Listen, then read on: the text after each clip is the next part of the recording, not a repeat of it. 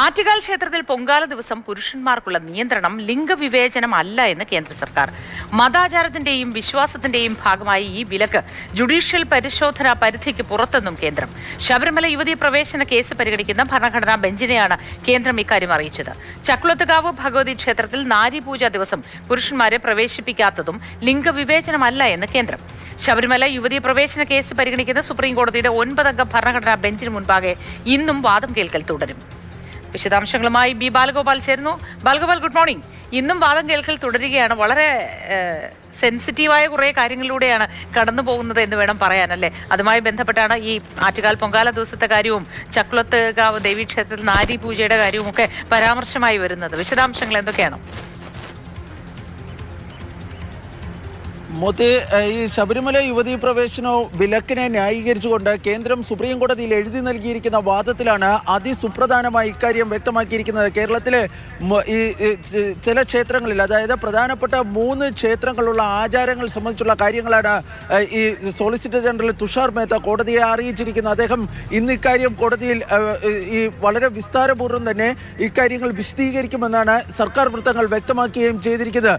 ഈ 3 ക്ഷേത്രങ്ങൾ, അതായത് തിരുവനന്തപുരത്തെ ആറ്റുകാൽ ദേവി ക്ഷേത്രത്തിൽ പൊങ്കാല ദിവസം ഈ പുരുഷന്മാർക്ക് ഏർപ്പെടുത്തിയിരിക്കുന്ന നിയന്ത്രണം, അതുപോലെ തന്നെ ചക്കുളത്തുകാവ് ദേവി ഭഗവതി ക്ഷേത്രത്തിൽ നാരീപൂജ, ഡിസംബറിൽ നടക്കുന്ന നാരീപൂജ ദിവസം പുരുഷന്മാരെ ക്ഷേത്രത്തിൽ പ്രവേശിപ്പിക്കാത്തത്, ചവറ കൊറ്റംകുളങ്ങര ക്ഷേത്രത്തിലെ ചമയവിളക്ക്, അതുപോലെ തന്നെ കാക്കവിളക്കുമായി ബന്ധപ്പെട്ട ആചാരങ്ങളുമായി ബന്ധപ്പെട്ട് ഏർപ്പെടുത്തിയിരിക്കുന്ന നിയന്ത്രണങ്ങൾ, ഈ 3 നിയന്ത്രണങ്ങൾ സംബന്ധിച്ച് വിശദീകരിക്കുന്ന ഈ സോളിസിറ്റർ ജനറൽ ഇവ 3ഉം ലിംഗവിവേചനമല്ല എന്നാണ് പറഞ്ഞിരിക്കുന്നത്. പതിറ്റാണ്ടുകളായി നിലനിൽക്കുന്ന ആചാരങ്ങളുടെ ഭാഗമായി, ക്ഷേത്രാചാരങ്ങളുടെയും വിശ്വാസങ്ങളുടെയും ഭാഗമായുള്ള നിയന്ത്രണങ്ങളാണ് ഈ ക്ഷേത്രങ്ങളിൽ ഏർപ്പെടുത്തിയിരിക്കുന്നതെന്നും അതുകൊണ്ട് തന്നെ അത്തരം ആചാരങ്ങൾ ജുഡീഷ്യൽ പരിശോധനയുടെ പരിധിക്ക് പുറത്താണ് എന്നുമാണ് കേന്ദ്ര സർക്കാർ സുപ്രീം കോടതിയിൽ വ്യക്തമാക്കുകയും ചെയ്തിരിക്കുന്നത്. ഇതിനു പുറമെ മറ്റ് ചില രാജ്യത്തെ പ്രധാനപ്പെട്ട ക്ഷേത്രങ്ങളിൽ സമാനമായുള്ള ആചാരങ്ങളെ സംബന്ധിച്ചുള്ള കാര്യവും തുഷാർ മേത്ത കോടതിയെ അറിയിക്കുകയും ചെയ്തിട്ടുണ്ട്. അതിൽ അസാമിലെ കാമാഖ്യ ക്ഷേത്രം, അതുപോലെ തന്നെ പുഷ്കറിലെ ബ്രഹ്മക്ഷേത്രം, ഇന്ത്യയിലെ ഏക ബ്രഹ്മക്ഷേത്രമാണ് ഈ പുഷ്കറിലെ ബ്രഹ്മക്ഷേത്രം, കന്യാകുമാരിയിലെ ഭഗവതി ക്ഷേത്രം, ഈ ക്ഷേത്രങ്ങളിലൊക്കെ ഈ സമാനമായ രീതിയിൽ ലിംഗത്തിന്റെ അടിസ്ഥാനത്തിലുള്ള ചില നിയന്ത്രണങ്ങൾ ഏർപ്പെടുത്തിയിട്ടുണ്ട്. അങ്ങനെയുള്ള നിയന്ത്രണങ്ങൾ ഏർപ്പെടുത്താൻ ക്ഷേത്രങ്ങൾക്ക് അവകാശമുണ്ട് എന്നാണ് സോളിസിറ്റർ ജനറൽ കോടതിയിൽ ചൂണ്ടിക്കാണിക്കുന്നത്. അതായത് ശബരിമലയിലുള്ള ഈ നിയന്ത്രണം, ഈ 10നും 50നും വയസ്സിനിടയിൽ പ്രായമുള്ള സ്ത്രീകൾക്ക് ഏർപ്പെടുത്തിയിരിക്കുന്ന, യുവതികൾക്ക് ഏർപ്പെടുത്തിയിരിക്കുന്ന നിയന്ത്രണം അത് ഒറ്റപ്പെട്ടതല്ല. സമാനമായ തരത്തിലുള്ള നിയന്ത്രണങ്ങൾ രാജ്യത്തെ പല പ്രധാനപ്പെട്ട ക്ഷേത്രങ്ങളിലും ഉണ്ട് എന്നാണ് സോളിസിറ്റർ ജനറൽ വ്യക്തമാക്കുന്നത്. അത്തരം നിയന്ത്രണങ്ങൾ പരിശോധിക്കാൻ കോടതികൾക്ക് അധികാരമില്ല എന്നും അദ്ദേഹം വ്യക്തമാക്കുകയും ചെയ്യുന്നുണ്ട്.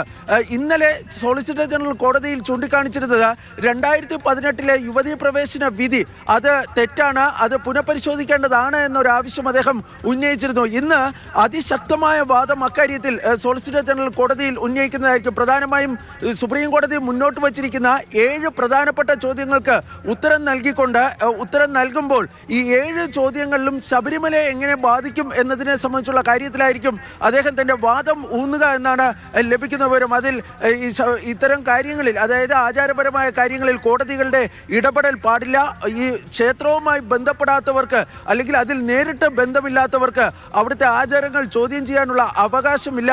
ഭരണഘടനാപരമായി ഒരു പ്രത്യേക വിഭാഗങ്ങളെ സംബന്ധിച്ചിടത്തോളം ഇത്തരം ആചാരങ്ങൾ കൊണ്ടുവരാനുള്ള അവരുടെ ഭരണഘടനാപരമായ അവകാശം, ശബരിമല പോലെയുള്ള ക്ഷേത്രങ്ങൾക്ക് അവരുടെ ആചാരങ്ങൾ തീരുമാനിക്കാനും അത് നടപ്പിലാക്കാനുമുള്ള അധികാരം തുടങ്ങിയ കാര്യങ്ങളിലൊക്കെ സർക്കാരിന്റെ നിലപാട് ഇന്ന് സോളിസിറ്റർ ജനറൽ കോടതിയിൽ വിശദീകരിക്കുന്നതായിരിക്കും. ഏതായാലും ഇന്ന് മുഴുവൻ സമയവും സോളിസിറ്റർ ജനറൽ തുഷാർ മേത്തയുടെ വാദം, അതായത് കേന്ദ്ര സർക്കാരിന്റെ വാദമായിരിക്കും ഈ കേസുമായി ബന്ധപ്പെട്ട് സുപ്രീം കോടതിയിൽ നടക്കാൻ വേണ്ടി പോകുന്നത്. മോത്തി.